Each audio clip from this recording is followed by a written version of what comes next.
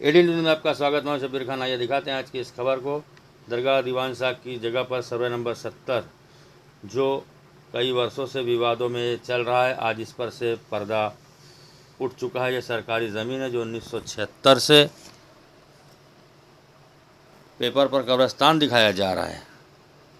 आज इसका खुलासा एक प्रेस कॉन्फ्रेंस लेकर समाजवादी पार्टी के नेता व माजी नगर सेवक परवेज सरदार ने किया है। हम आपको बता दें, समाजवादी पार्टी के महाराष्ट्र प्रदेश अध्यक्ष अबू आसिम आज़मी ने मुख्यमंत्री के अतिरिक्त महासचिव श्री भूषण गगरानी से स्थानीयों के साथ मुलाकात की। तफसीली बातचीत के बाद श्री शंकर भूषण गगरानी ने आश्वासन दिया है कि जल्द से जल्द सर्वे नंबर 70 पर कब्रिस्तान अलाट कर दी जाएगी। पत्रकारों से बातचीत करते हुए परवेज सरदार ने बताया कि बोगस तरीके से जो अड़चनें आ रही हैं, हम लोग उसे बहुत जल्द दूर करेंगे।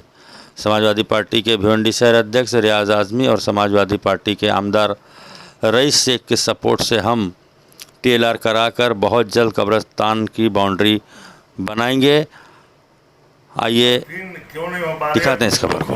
दबंगई कर रहे हैं और वो अपनी परापार्टी समझ के लोगों को दफन करने नहीं दे रहे हैं। उसके लिए हमारे से आने मतलब हमारे से पहले भी बेचारे बहुत से लोगों ने उसके लिए कोशिश किया कि यहाँ पे जिस तरीके से दूसरी कब्रों में मुर्दे दफन होते हैं, यहाँ पे भी दफन हो, लेकिन वो किसी न किसी तरीके से वो फंसा के उसको तीर पार करके अड़चने डाल के उसको आज तक दफन होने नहीं दिए उसको।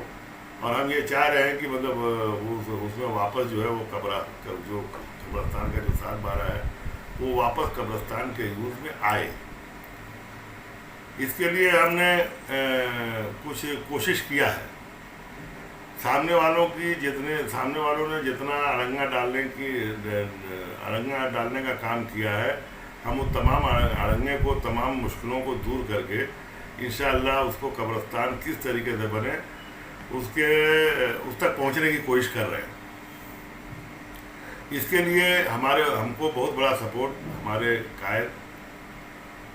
कायदे मिल्लत अबू आसिम आज़मी साहब भी भरपूर तरीके से हमारा साथ इसमें दे रहे हैं। भरपूर तरीके से साथ देने की वजह से ही हम उस तक पहुंच भी पा रहे हैं, नहीं तो हो सकता है कि हम भी नहीं पहुंच पाते।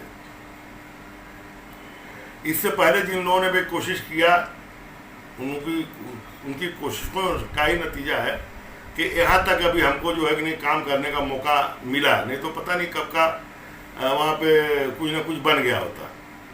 हमारे एक दोस्त रियाज शेख साहब और इनकी टीम आज 2015 से लगभग 7 साल से बेचारे जो कि उसको चाह रहे हैं कि मतलब उसके अंदर तरतीब हो, लेकिन कुछ ना दहिंदे किस्म के लोग, ना आगबत पसंद लोग उसको बिल्डिंग या क्या किस मकसद से उसको रोक रहे हैं और क्यों नहीं उसको बनने दे रहे हैं। अब वो तो मकसद कभी अभी सामने आप लोगों के आएगा, कभी वो लोग सवाल करेंगे तो आप लोग उनसे ही पूछना है। तो हमारा मकसद सिर्फ ये है कि वहाँ पे वापस कब्रिस्तान की तदफीन वापस मतलब मुर्दों की तदफीन शुरू हो जाए। इसके लिए तमाम अड़चनें दूर करने की हम कोशिश कर रहे हैं और अल्हम्दुलिल्लाह उसमें हम जल्द ही कामयाब भी हो। ज़मीन के मामलात में मैं आपको बताऊं कि ज़मीन पे जिसका नाम होता है ज़मीन उसकी होती है।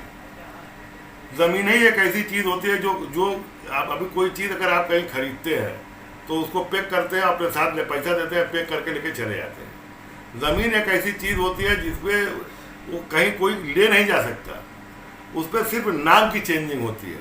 तो अब ये देखिए, इस पर जहाँ तक हम लोग पहुँचे हैं, यहाँ पे ये 7/12 है, एकदम करंट 7/12 है। इस पर ये सरकार लिखा हुआ है, ये सरकार लिखा हुआ है। तो अब हमारे ये समझ में आ रहा है कि भैया ये सरकार की ही ज़मीन होगी। अच्छा, फिर एक दूसरा है, आपको मैं बता दूं, ये एक कब्रिस्तान नहीं, ये 4 कब्रिस्तान है जो नगर पालिका जो शासन ने नगर पालिका को हैंड ओवर किया है 1989 में। ये भी बताता है कि मतलब ये शासन की जगह थी नगर, और अभी नगर पालिका की प्रॉपर्टी है। ये 2 हो गई। और मालूमात के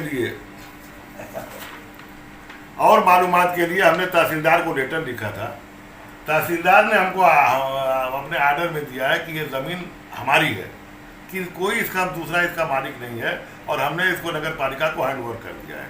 इसलिए आज के डेट में नगर पालिका इसकी मालिक है। अच्छा, अब ये इसका 7/12 है। 7/12 पे साफ साफ लिखा हुआ कि एक कब्रिस्तान की जगह है।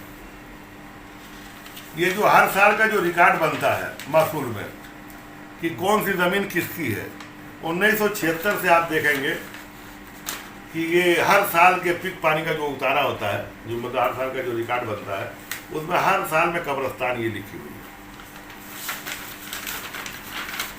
ये 1976 का उतारा हमने लगाया है। 1976 में भी ये उतारे पे कब्रिस्तान ही लिखा हुआ है, और कहीं किसी का नाम नहीं है। वो लोग क्यों अड़ंगा डाल रहे हैं, जो लोग अड़ंगा डाल रहे हैं वो क्यों डाल रहे हैं, वो बात समझ में नहीं आ रही। आगे का रणनीति आपकी क्या होगी, क्या प्रोसेस होगी आपकी आगे की? चूंकि उन लोगों ने कानूनी अड़चन बोगस तरीके से पैसा खिला के कुछ बोगस अड़चन डाला है। हमको उम्मीद है कि चूंकि उनकी अड़चन बोगस है, तो हमको बगैर पैसा दिए भी हमारी वो बोगस अड़चन को हम दूर करके इंशाल्लाह जो है कि उसकी बाउंड्री करने की कोशिश करेंगे। बाउंड्री से पहले सरदार आपको टीएलआर कराना पड़ेगा, उसमें कहाँ तक पहुँचे हैं आप? तो वो टीएलआर ही इन्होंने रोक के रखा है। ये सरकार की ज़मीन है जी। भला हो वक्त बोर्ड वालों का, अंधे बहिरे लूले लंगड़े काने कोतड़े जो भी उनको कह लो कम है। इतना मोटा 7/12 है। 7/12 पे जो ये सरकार लिखा हुआ है, ये सरकार लिखा हुआ, ये उनको समझ में नहीं आया, दिखाई नहीं देता अंधों को। अपनी ज़मीन बोले कि ये हमारी ज़मीन है, उन्होंने स्टे दिया है। अब चूंकि आगे की जो बात है वो हम अभी नहीं आपको बता पाएंगे कि किस तरीके से इसका स्टे हम तोड़वाएंगे। अभी तो थोड़ा सा उसके लिए आप टाइम दें, तो बाद में वो बात करेंगे। टीएलआर होने के बाद ही आप वहाँ पर वॉल कंपाउंड या बाउंड्री कर सकते हैं ना? हम जो भी काम करेंगे कानून कायदे से करेंगे। इंशाल्लाह टीएलआर भी हम करवा ले जाएंगे। ये बहुत पुरानी कब्रिस्तान है, 350 साल से ये कब्रिस्तान है, और 350 साल से आज तक 2023 तक रिकॉर्डेड कब्रिस्तान है। उसके अलावा हमारे ऐसे सामने कोई ऐसा पेपर, हमारे नज़र में कभी कोई बात ऐसी आई नहीं कि कब्रिस्तान के अलावा ये किसी और की प्रॉपर्टी है। फिर हम जब उसमें लड़ाई में जब उतरे तो फिर हमने 7/12 फेरफार सारे पेपर निकालना चालू किए, तो फिर हमको मालूम पड़ा कि ये महाराष्ट्र शासन की जगह है, और महाराष्ट्र शासन ने 89 में इसको महानगर पालिका को हेडवर्क किया। मतलब 89 के बाद से इसका मालिक महानगर पालिका है। तो अब जाके ये महानगर पालिका भी एक्सेप्ट करेगी ये हमारी जगह है, और वॉल बाउंड्री के ताल्लुक से उनसे आपने कहा था, तो उनका क्या जवाब रहा है? इससे पहले जो भी लोग थे वो लोग ने ध्यान नहीं दिया, कुछ पॉलिटिकल दबाव था, और उसके अंदर वो लोगों ने वो चीज़ को हमेशा नज़रअंदाज किया। हमने बार बार लेटर भी दिया, हमने यही बोला कि अगर उनकी जगह है तो उनको दे दो, टीएलआर करवा लो, दूध का दूध पानी का पानी हो जाएगा। कैसा है मालूम है कि कब्रिस्तान वहाँ लोगों की ज़रूरत है, इतना बड़ा इलाका है गुसार मोहल्ला कब्रिस्तान में, लोगों को वहाँ पे कम से कम 1000-2000 लोग दफन हो सकते, इतनी बड़ी जगह है। और वो अगर जगह कब्रिस्तान की है तो कब्रिस्तान ही बोलेंगे, और वो बोलते हैं हमारी जगह है तो उसको टीएलआर करा लो, आपकी है कब्रिस्तान की, वो साबित हो जाएगा।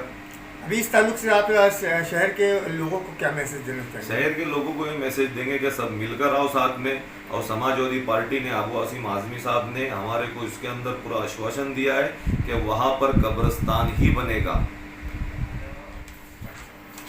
प्रोफेसर बताइए कि समाजवादी पार्टी के किन किन अफराद जो है आपके साथ है और इस काम में आपके सपोर्ट कर रहे हैं?